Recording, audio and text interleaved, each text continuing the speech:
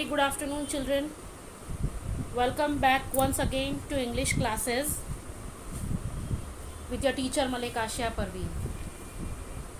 In the previous session, we had learned the summary and the rhetorical figures used in the poem or photograph.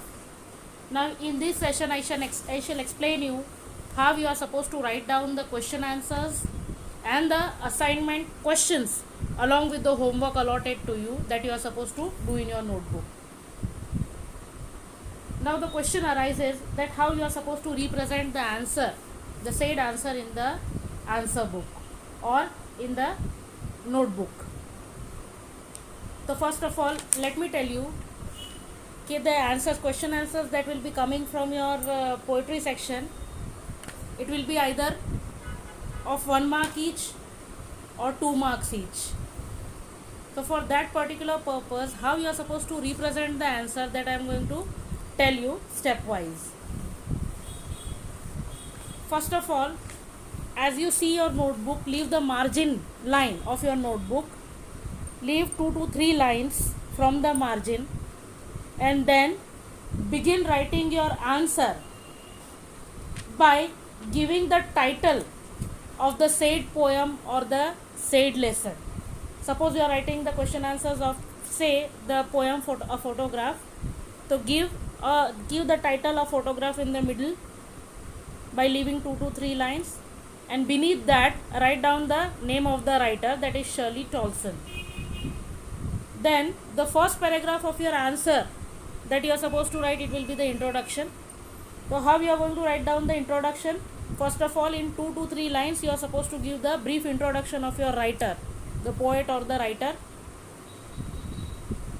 and then in the next 2 to 3 lines only you are supposed to sum up the central idea or say the said summary of the poem.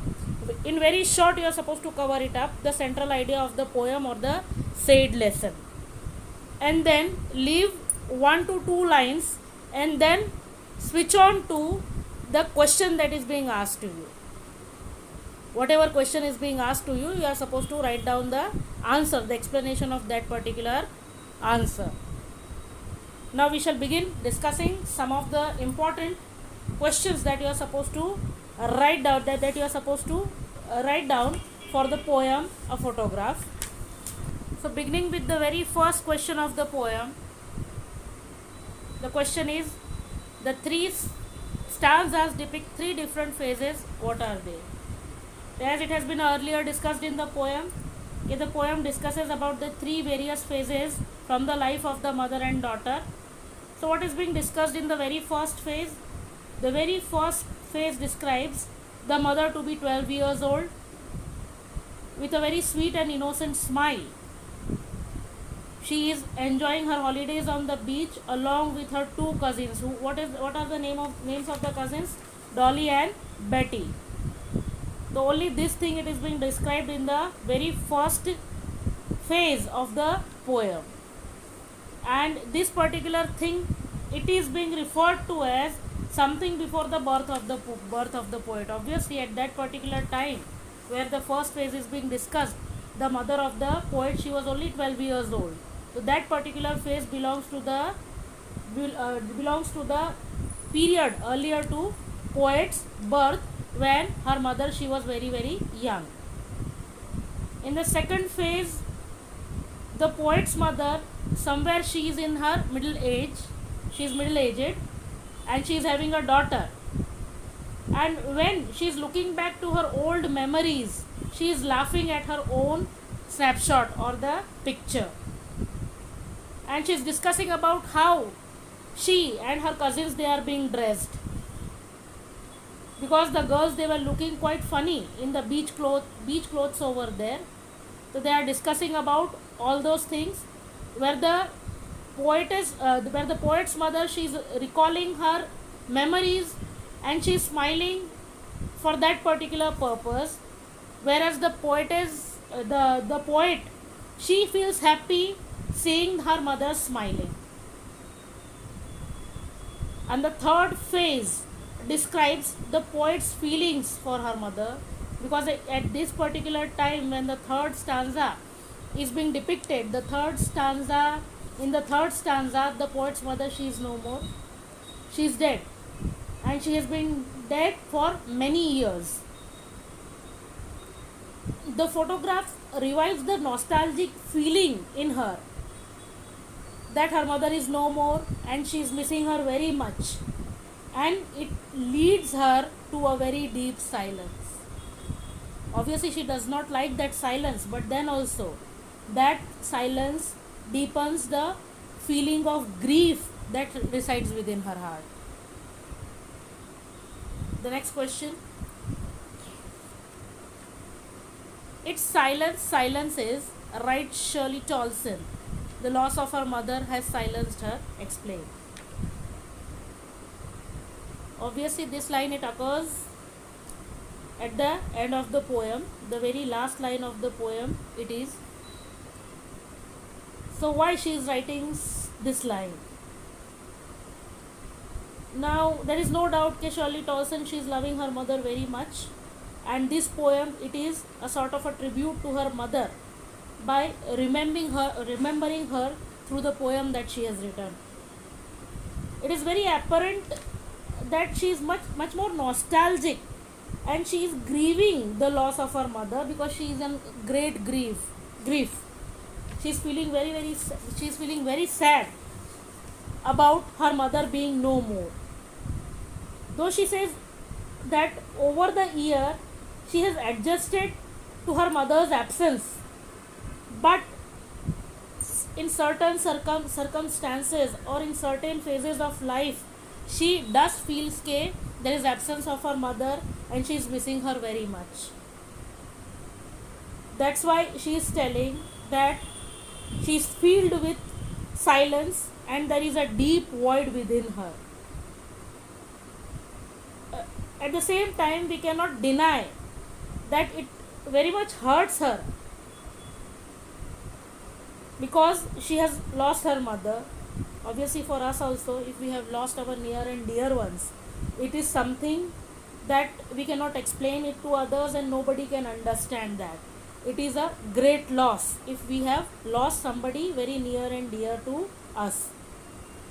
But the attitude that is being shown by the poet at the end of the poem, it is a sort of a thing where she feels that her life it has become stagnant. Life will keep on going, and if we stop to lament the loss that we have been bearing or we have already lost, so obviously we are going to lose the sense of life that we are supposed to lead in the future. The people, those whom we have lost, the people, those who are dead, the near and dear ones to us, those who are dead, we cannot bring them to life. But it does not mean that if we have lost our near and dear ones, we are also supposed to stop living our life in a natural course of manner. Loss is universal. The people, they are being given birth over here and they die. Anything that is being given birth over here, they are adapted to die. We are also going to die one day. It is a law of nature. We cannot let ourselves get depressed just because of this, okay, we have lost somebody that is very near and dear to us. Although it is understandable that we will grieve for that particular person, but grieving to the point of hampering the normal function of our life, it is not at all acceptable.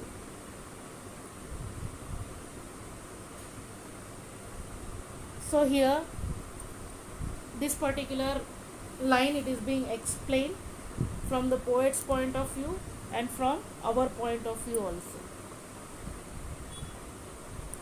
Question number 3. Happy moments are short-lived but provides a lifetime memory. Comment in the light of the poem photograph.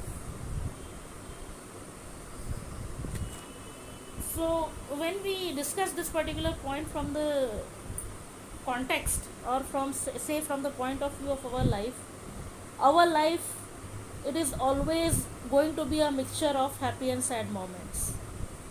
Happiness is never going to reside permanently in our life. At the same moment, sadness is also not going to be permanent in our life.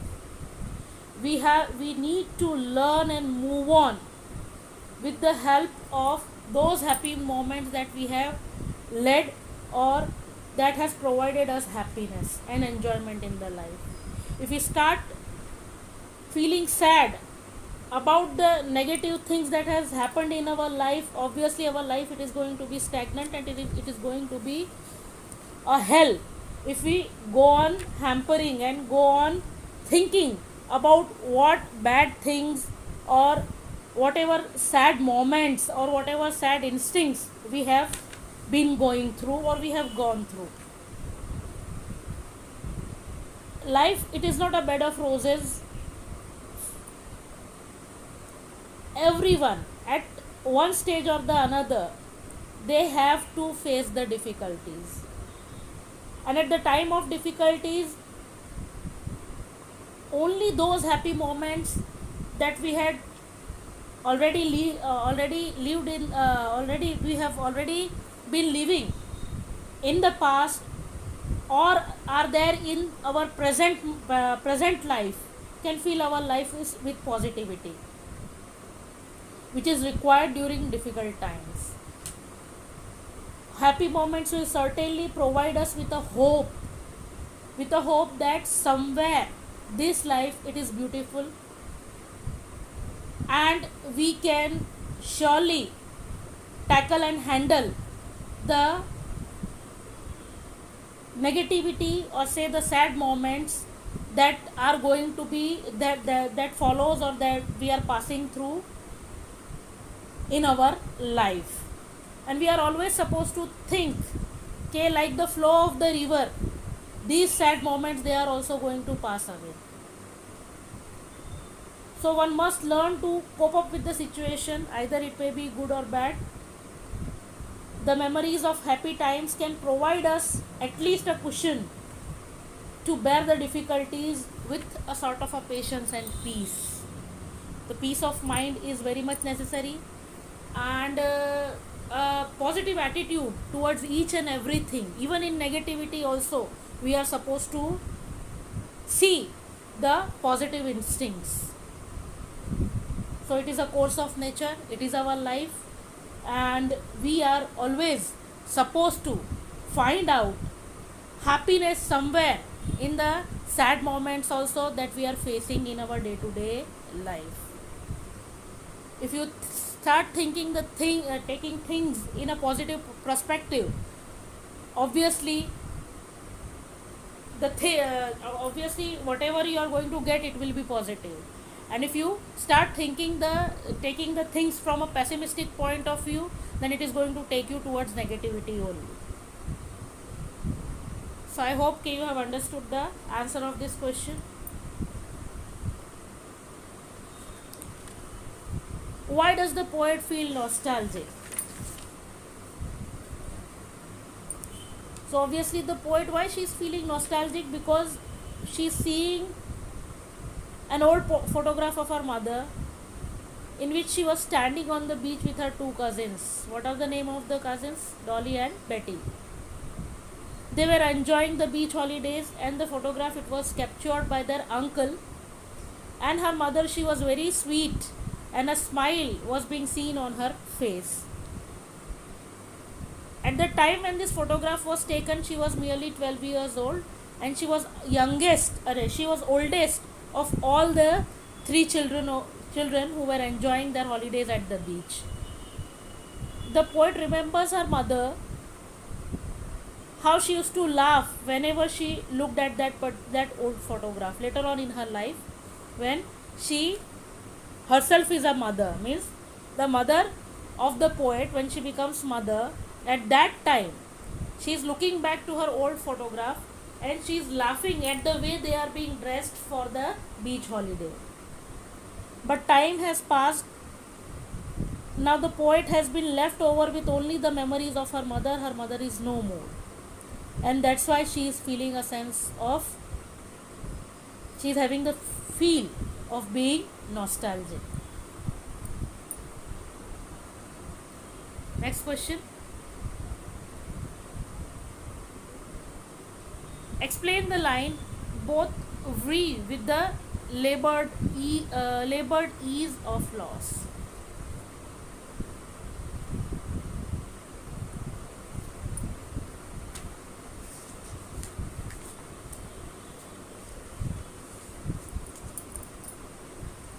Now, a mother's role in shaping the personality of the child is very important, because the child from the very childhood, he or she sees her mother, his or her mother, to be the role models, and learns about the world from the mother only. How to react in the initial stages, how to respond, all those things they are going to catch from their mother only.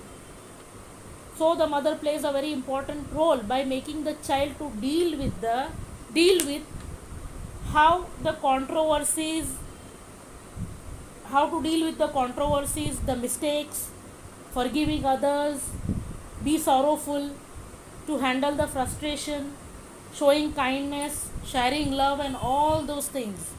They are being taught by the mother only. So, the role of the mother in nurturing the child is much more important.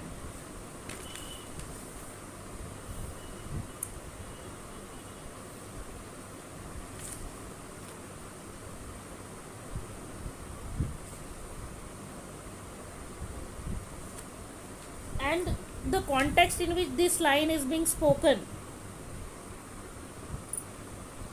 what does it tell? Because when this line appears in the second stanza of the poem, where the poet's mother, she is looking back at her memories, childhood memories, looking at the photograph, and she is recollecting those memories and laughing for the way she was being child and enjoying the beach holidays over there.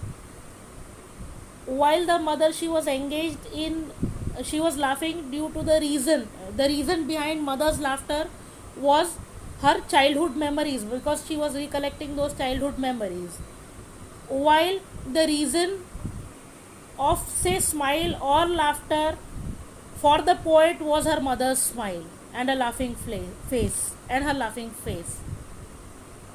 The mother had fond memories of her past, but there was a sense of loss of the carefree childhood days that she had enjoyed earlier. So the poet's loss referred to here is the loss of her mother through death and her smile, because at present her mother is no more. So she is remembering her smile, how she used to laugh seeing that photograph. So the memories in each case were very beautiful, both the cases. The memory of the mother also, of she being a child, and the memory of the poet also when she is observing the smile of her mother. But yet they are painful, because somewhere they are a sort of a recall of the time that has slipped away so easily for both the mother also and for the daughter also.